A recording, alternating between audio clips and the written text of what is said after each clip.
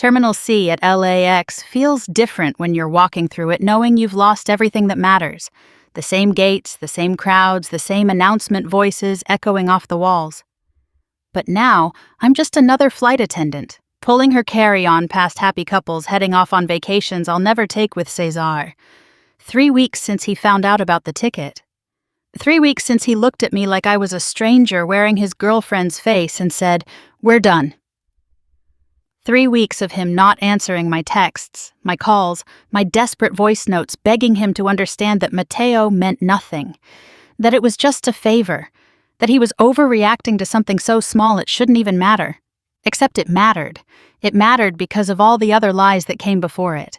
All the other times I'd smiled and promised to be honest while crossing my fingers behind my back, like a child who thinks crossing her fingers makes the lie not count. I should be in Santa Ana right now. Should be in Cesar's apartment making Sunday dinner, listening to him talk about code reviews and deployment schedules, pretending to understand when he explained why Python was better than Java. Instead, I'm heading to another red-eye to Newark, another night of serving drinks to businessmen who look at my legs instead of my face, another hotel room where I'll check my phone every 5 minutes hoping to see his name. But let me go back. Let me tell you how a few little white lies and one airplane ticket destroyed the best relationship I ever had. How I convinced myself that what Cesar didn't know couldn't hurt him, right up until it hurt us both so badly there was nothing left to save. Cesar and I met through a dating app, which should have been my first clue that keeping secrets would be harder than with the guys I usually dated. Tech guys notice things. They pay attention to patterns, inconsistencies, the little glitches in your story that don't quite add up. But in the beginning, I thought I'd hit the jackpot 34 senior software developer at a startup in Irvine, owned his own condo, had his life together in ways the pilots and bartenders I usually went for never did. Our first date was coffee in downtown Santa Ana. I wore my good jeans, the ones that made my ass look incredible, and a top that showed just enough cleavage to be interesting without looking desperate. He showed up in khakis and a button-down that screamed, "I write code for a living." But his smile was warm and his laugh came easy. And when he asked about my job, he actually listened to the answer.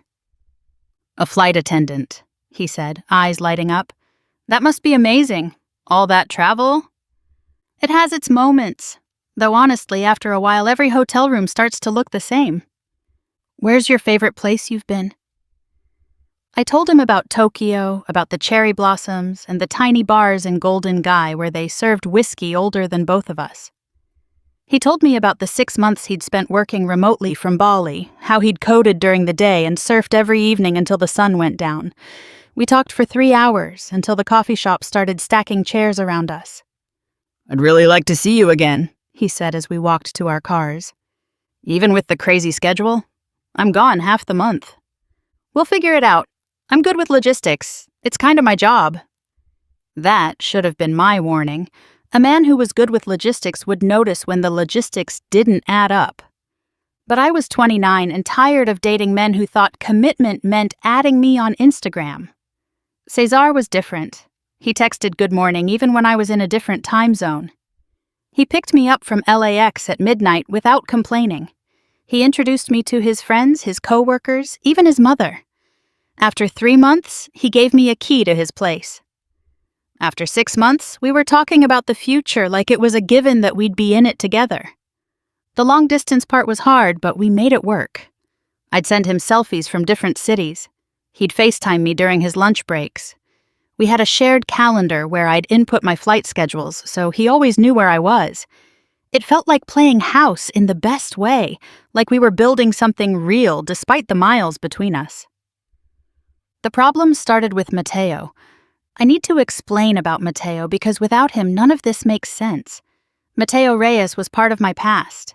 I'd carefully edited out when Cesar asked about my dating history. We'd met 2 years before Cesar, when I was fresh out of a messy breakup and making questionable decisions at hotel bars. He was passing through LAX, missed his connection, and ended up at the airport Marriott where my crew was staying, tall, finance guy from Miami, wearing a wedding ring he didn't try to hide. "You're married," I'd said when he offered to buy me another drink. "Separated," he'd replied. "Papers filed and everything." I should have walked away, should have gone up to my room and watched Netflix like a responsible adult. Instead, I let him buy me that drink, then another, then followed him up to his room where we did things that would make Cesar sick if he knew. The next morning, Mateo was gone, leaving only a business card and the lingering smell of his cologne. I thought that was the end of it. A one-night mistake with a man whose last name I couldn't even pronounce right. But Mateo had my number, and Mateo was persistent texts every few weeks, just checking in. Pictures from his travels, funny memes that made me smile despite myself. When I started dating Cesar, I knew I should block him, should cut that tie clean. But Mateo was harmless, I told myself. Just a friend now, ancient history. Except I never told Cesar about the history part. The first real lie came 4 months into dating Cesar. We were having dinner at his place, Thai food from his favorite spot, when my phone buzzed. Mateo's name popped up on the screen. Just a funny video, nothing important. But Cesar noticed me flip the phone face down. "Who was that?" he asked, not suspicious, just curious. "Just a friend from work." "Yeah? Which crew?" The lie rolled off my tongue so easily. "Oh, you don't know him. Based out of Dallas." Him. I'd admitted it was a him, which felt honest even as I lied about everything else. Cesar went back to his pad thai, and I changed the subject to his upcoming product launch. That's how easy it was to start. One small lie to avoid a complicated conversation about a past that didn't matter anymore. Except it did matter, because lies are like carry-on bags. Once you start pulling them behind you, they get heavier with every step. The second lie came 2 months later. Mateo was passing through LAX again, asked if I wanted to grab coffee between flights. Just coffee, just catching up. What was the harm? I was in love with Cesar. Mateo was just a guy I'd made a mistake with once. We could be adults about it. I didn't tell Cesar about the coffee. Didn't lie exactly, just didn't mention it when he asked about my day. The omission felt smaller than an actual lie, like diet deception, less calories, same great taste. But Cesar had this way of asking follow-up questions that made keeping track of my edits exhausting. "How was the flight to Dallas?" he'd ask. "Fine, usual crowd." "Did you get to see your friend while you were there? The one from the Dallas crew?" Shit, I'd forgotten I'd assigned Mateo to Dallas in my fictional universe. "No, different schedules this time." "That's too bad. Would be nice to meet some of your work friends." The guilt sat in my stomach like airplane food, but I pushed through it. Cesar didn't need to know about Mateo. It would just complicate things. Make him jealous for no reason. I was protecting our relationship, really. Protecting him from unnecessary worry. By the time Cesar gave me his airline buddy passes, I was juggling so many small deceptions I needed a spreadsheet to keep them straight. 10 free flights a year, his company's perk for senior developers, and he wanted me to have them all. "I love you too," Cesar said, handing me the confirmation codes. "This way you can come home more on your days off, or we can take trips together without waiting for your non-rev status to clear." I kissed him then, hard and grateful, because who does that? Who gives his girlfriend of 8 months something worth thousands of dollars without batting an eye? Cesar did. Because Cesar trusted me. Because in Cesar's world, people didn't lie about ex-hookups and secret coffee dates and texts they deleted before their boyfriend could see them. The trust should have been enough to make me come clean. Should have been the wake-up call that I needed to be the woman he thought I was. Instead, I took those buddy passes and promised myself I'd be better going forward. No more Mateo, no more lies. Clean slate. That lasted exactly 2 months. October in Miami, a 3-day trip that turned into 4 when weather shut down half the eastern seaboard. I was stuck at the airport hotel, bored and scrolling Instagram, when Mateo texted, "Heard you're in town. Dinner?" I should have said no. Should have blocked him right then. But I was annoyed with Cesar for canceling our weekend plans to work on some emergency server issue, And Mateo was there and interested and familiar in a way that felt dangerously comfortable. "Just dinner," I texted back. Dinner turned into drinks. Drinks turned into his hotel room. His hotel room turned into me crying in the Uber back to my hotel at 3 a.m., knowing I'd just destroyed everything good in my life for a man who still wouldn't take off his wedding ring while he fucked me. I flew home the next day, hating myself so much I could barely look passengers in the eye. Cesar picked me up from the airport like always, kissed me hello, asked about my trip. I smiled and lied and hated myself more with every word. "You okay?" he asked as we drove back to his place. "You seem off." "Just tired, long trip." "Want to talk about it?" "Nothing to talk about, just work stuff." He reached over and took my hand, squeezed it gently. "You know you can tell me anything, right? Whatever it is." The confession sat on my tongue like turbulence, ready to shake everything apart. But I swallowed it down. Telling him would only hurt him. It was one mistake. One stupid, horrible mistake that would never happen again. Better to carry the guilt myself than destroy what we had. Except guilt is like fog. It seeps into everything, makes it hard to see straight. I started picking fights over nothing, pushing Cesar away because being close to him made me feel like a fraud. He tried to be patient, tried to understand why his loving girlfriend had suddenly become a stranger who flinched when he touched her. "Did I do something wrong?" he asked one night after I'd snapped at him for suggesting we move in together. "No, I need space." "Space from what? From me?" "From everything. This is moving too fast." "We've been together almost a year, Angeline. How is that too fast?" I didn't have an answer that didn't involve telling him the truth, so I just shrugged and changed the subject and watched something die a little in his eyes. That's when Mateo started pushing for more. The guilt was eating me alive, and somehow he knew it. Maybe cheaters can smell it on each other, like pheromones of bad decisions. He started texting more frequently, suggesting we could be something real if I just gave him a chance. "I'm leaving my wife," he told me during a phone call I should never have answered.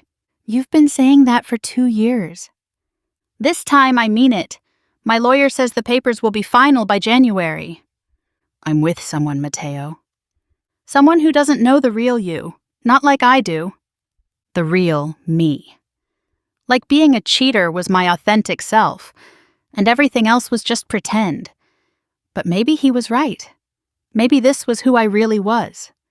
Someone who couldn't be satisfied with good because I was always looking for better, even when better was just different, just dangerous, just wrong. December came with holiday parties and family gatherings where I had to pretend everything was fine. Cesar's mom taught me to make tamales, folding me into their Christmas traditions like I belonged there, his sister asked when we were getting engaged, and I laughed it off while Cesar just smiled and said, "Soon, hopefully." The word sat between us the rest of the night. Soon. Like we had a future. Like I hadn't already destroyed it with my lies and my need for attention from men who weren't worth losing him over. New Year's Eve, we watched fireworks from his balcony, and he told me he loved me. Not for the first time, but with a weight that felt like a question. "I love you too," I said, and meant it, which somehow made everything worse. January brought the conversation that changed everything. We were making dinner, domestically peaceful in his kitchen, when he mentioned planning a trip. I was thinking we could use some of those buddy passes, go somewhere neither of us has been. Maybe Eastern Europe? Prague is supposed to be beautiful in spring. "Sounds perfect," I said, stirring pasta sauce and thinking maybe we could make it work. Maybe I could bury the past deep enough that it would never surface. "How many passes do you have left?" he asked. "I know you used a couple visiting your mom." I'd used 3 visiting my mom, 1 flying to a bachelorette party in Vegas, and one I'd given to Mateo when he'd begged for a favor, when his credit cards were maxed from his divorce lawyer and he needed to get to New York for a custody hearing just a ticket, just helping a friend. "I think I have 5 left," I lied, checking the sauce like it required my complete attention. Perfect. We can do a long weekend in Prague and still have some left over for summer. That night, he pulled up flights on his laptop, comparing dates and times with the focus he usually reserved for debugging code. I sat beside him on the couch, my phone burning in my pocket with texts from Matteo thanking me again for the ticket, saying he owed me dinner next time he was in LA. Of course, he never paid me back. Just another IOU from a man who only called when he needed something. "What about these dates?" Cesar asked, showing me the screen. "I can take time off the first week of April." "Let me check my schedule," I said, pulling out my phone. Matteo's texts stared up at me. I deleted them quickly, but not quickly enough. "Everything okay?" Cesar asked. "Yeah, just checking my trips." But he was looking at me differently now. That debugging look, like I was a problem to solve. "Actually, can I see the Buddy Pass account? I want to check if there are any blackout dates for international flights." My heart stopped. "I don't have the login on my phone." "No problem, I'll just pull it up on my laptop. What's the confirmation number?" "It's in my email. I'll forward it to you later." "Or we can just log into your email now. Easier to plan if we can see everything." He was already opening Gmail, so helpful, so efficient. I watched him type in the search bar, looking for the airline's emails, and knew my time was up. "Wait," I said. "There's something I need to tell you." He stopped typing, hands frozen over the keyboard. "Okay." I gave one of the passes to a friend, someone who needed help." "Okay," he said again, but his voice was different now, careful. "Which friend?" "Someone from before us. He was in a bind with his divorce and—" "He?" "It's not like that, we're just friends." "Friends you never mentioned? Friends who need our flight passes?" "Your flight passes," I corrected without thinking. His face went very still. "Right, my flight passes that I gave to you, to use for us." "Cesar, it was just one ticket. He paid me back." Another lie, automatic as breathing. "I don't care about the money, Angeline. I care that you gave away something I gave you without even mentioning it. I care that this friend apparently exists in some secret part of your life I know nothing about." "It's not a secret. I didn't think it was important. Important enough to give him a $1,000 ticket." "It wasn't like that." "Then what was it like? Help me understand." But I couldn't explain Matteo without explaining the coffee dates and the texts and the night in Miami. Couldn't make him understand that it meant nothing without admitting there was something to mean nothing about. "His name is Matteo," I said finally. "We dated briefly before I met you. He reached out when he was going through his divorce, and I felt bad. It was just a favor." "When did he reach out?" "A few months ago." "Months? You've been talking to your ex for months?" "We're friends. That's all." "Friends you hide from me." "I wasn't hiding. What else?" He closed the laptop, turned to face me fully. "What else haven't you told me?" "Nothing. Cesar, please. You're making this into something it's not." "Am I? Then show me. Show me these friendly texts. Show me where you told him about me, about us. Show me where you established boundaries like someone in a committed relationship would." I couldn't, because those texts didn't exist, because I'd deleted every conversation, knowing how they'd look to outside eyes. "I deleted them," I admitted, "but only because you knew they were inappropriate." "No, because I knew you'd react like this, get jealous over nothing." "I'm not jealous, Angeline. I'm confused. I'm hurt.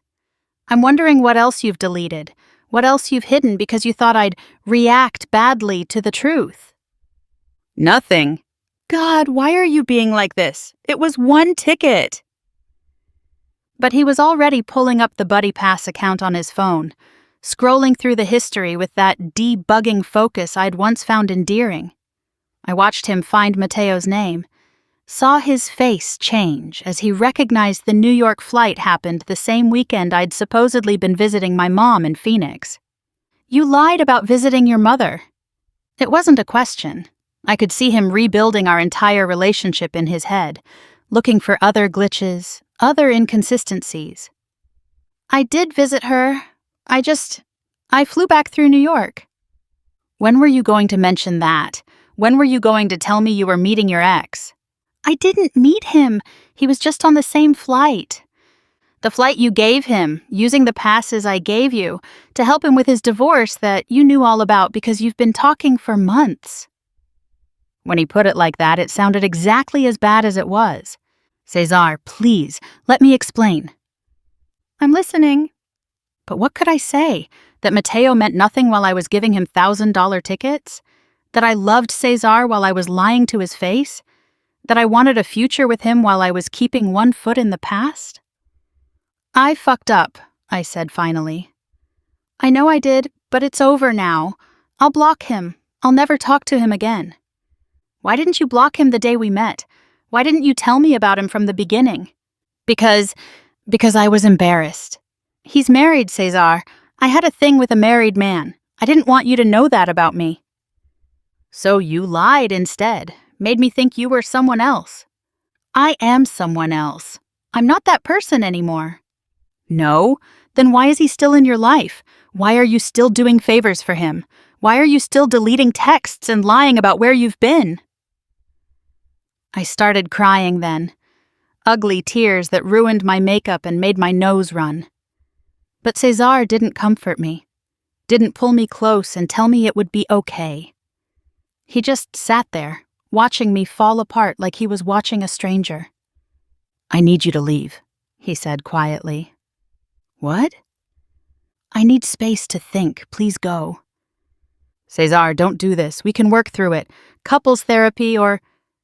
Angeline, please just go. I went.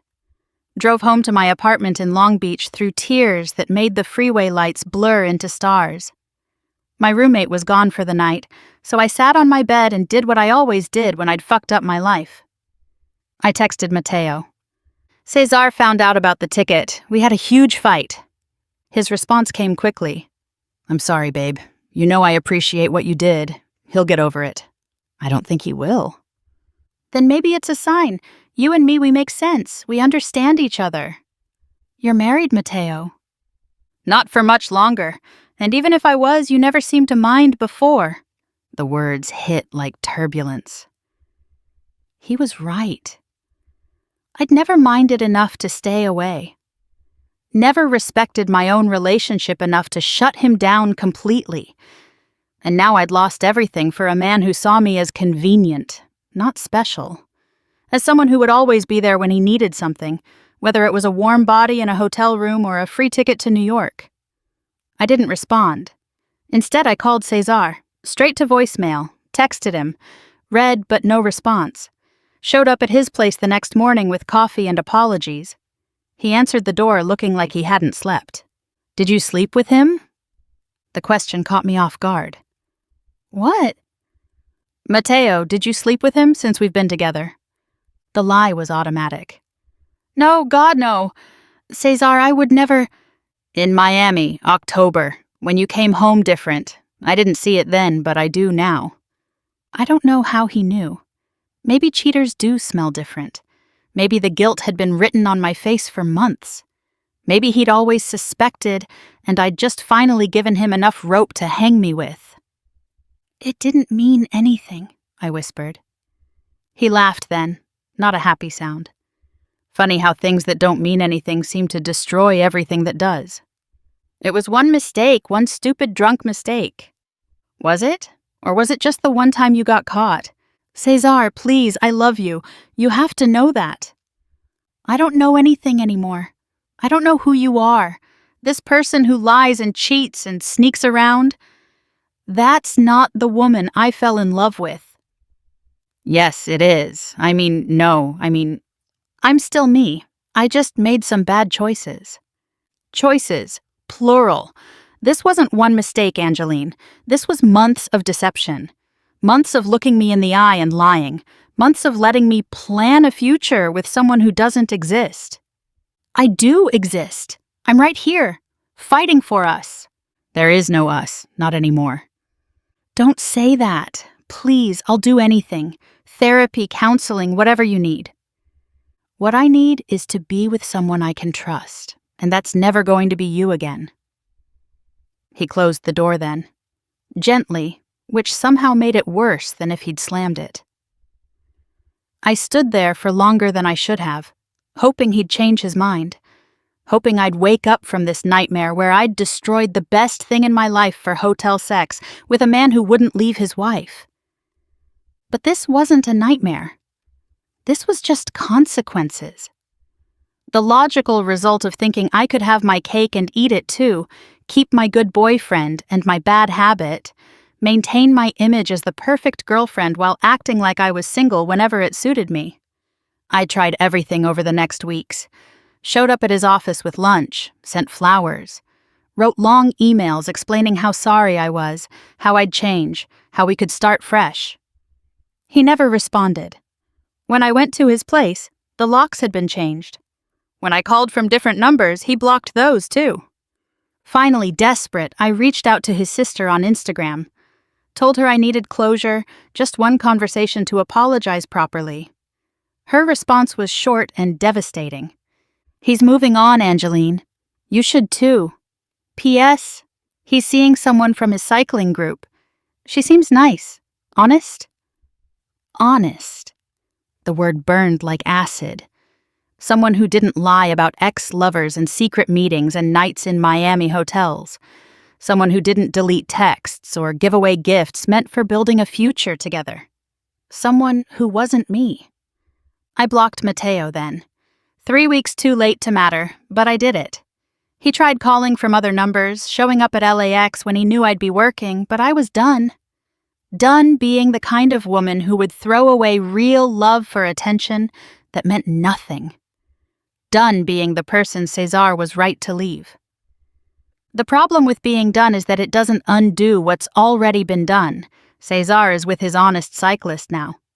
Probably taking her to Prague with the buddy passes I didn't use, planning the future I threw away. Sometimes I Instagram stalk her, this woman who gets to wake up next to him because she knows how to tell the truth. She's pretty in that natural way that doesn't need makeup, posts pictures of sunrise bike rides and healthy smoothies. The kind of woman who probably never dated married men or lied about where she was or who she was with. The kind of woman Cesar deserved all along. My therapist says I need to forgive myself, that everyone makes mistakes, and the important thing is learning from them. But how do you forgive yourself for being exactly the person your ex said you were? How do you move forward when moving forward means accepting that you're the villain in your own love story? You're not a villain, she insists during our sessions. You're human. You made poor choices, but that doesn't define your entire worth. But it does define my worth to the one person whose opinion mattered. And now he's building Sunday traditions with someone else, debugging her problems, giving her the kind of trust I lit on fire for a man who finally signed his divorce papers, but still hasn't asked me out for that dinner he owes me. Not that I'd go. That's the only lesson I've learned from this whole mess. That some bridges, once burned, light the way forward by showing you exactly what not to do. That some men, like Mateo, are meant to be mistakes you learn from, not patterns you repeat. That some loves, like what I had with Caesar, only come around once, and if you're stupid enough to gamble them away, you don't get another spin. So here I am, 30, single, flying back and forth across the country, serving drinks to strangers, and deleting dating apps as fast as I download them, because what's the point? I know what I'm capable of now. Know that given the chance, I'll sabotage anything good that comes my way. Cesar saw that before I did, saw that I was exactly the kind of woman his friends probably warned him about, the kind who can't be satisfied, can't be trusted, can't be saved. He made the logical choice, the right choice, the choice that hurt like hell but protected him from years of wondering what I was hiding, who I was texting, whether the stories I told were real or just another carefully edited version of a truth too ugly to share. I see him sometimes, around Santa Ana, at the farmer's market with his cyclist, laughing at something she said. At the coffee shop where we had our first date, working on his laptop like he used to when I'd surprise him on my days off. He looks good, happy, like a man who sleeps well at night knowing the woman next to him has nothing to hide. He saw me once, I think. Caught my eye across the parking lot at Whole Foods. For a second, I thought he might wave, might acknowledge our shared history. But he just turned away, helped his girlfriend load their groceries, and drove off in the Tesla he'd bought after his startup went public. The car we'd test-driven together, talking about road trips we'd never take. That's the worst part. Not that he's moved on, but that he's moved on so completely. Like I was a bug in his code that he fixed and forgot about. Like our year together was just something to debug and delete, leaving no trace in his operating system. But I'm still running that broken code, still waking up at 3 a.m. thinking I hear his alarm, still buying that Thai food from his favorite place, even though it tastes like regret now. Still checking my phone for texts that won't come from the one person whose messages I should have saved, instead of deleted. Mateo reached out last week. New number, same old story. His divorce is final. He's ready for something real. He misses what we had. I didn't respond, but I didn't block him either. Just stared at his words and wondered if this is what I'm destined for. These half-relationships with men who only want me when it's convenient. These almosts and maybes that never quite become anything real. Because real requires honesty, and honesty is the one thing I've proven I can't do. My roommate thinks I'm being too hard on myself. Says everyone has a past, everyone makes mistakes, everyone deserves a second chance. But she doesn't understand that some mistakes aren't just mistakes, they're revelations. Proof of who you really are underneath the makeup and the promises and the plans for Prague that will never happen now. I'm not the woman Cesar thought I was. I'm the woman he discovered I was. The liar, the cheater, the keeper of secrets that destroy good things. The flight attendant who flies away from problems instead of facing them. Who deletes evidence instead of being honest. Who gives away gifts meant for building a future because I never really believed in that future anyway. If I had, I would have protected it. Would have blocked Mateo the day Cesar kissed me in that coffee shop parking lot. Would have confessed to the Miami mistake and begged for forgiveness I might have actually gotten if I'd asked for it soon enough. Would have been the woman he saw when he looked at me, instead of the woman I really was. But I didn't. And now I'm here, 30,000 feet above somewhere middle America, serving vodka tonics to businessmen and thinking about Prague, about the trip we'll never take, the apartment we'll never share, the life we'll never build because I burned it all down for a man who wouldn't even leave his wife until I'd already lost everything that mattered. The captain announces our descent into Newark. Another city, another hotel, another night of wondering if Cesar ever thinks about me. If he ever misses what we had before I ruined it. If he ever wishes things had been different. But things weren't different. They were exactly what they were. I was exactly who I was. And he was exactly right to leave. That's the truth I'm finally learning to tell, even if it's 3 weeks too late to matter. The truth that Angeline Reyes, flight attendant from Long Beach, had real love and threw it away for nothing. Had a good man and lied to him until he had no choice but to see who she really was. The kind of woman who ends up alone in hotel rooms, deleting text messages from an ex-lover who still won't go away, wondering how many buddy passes she'd trade for one more chance at the life she had and lost.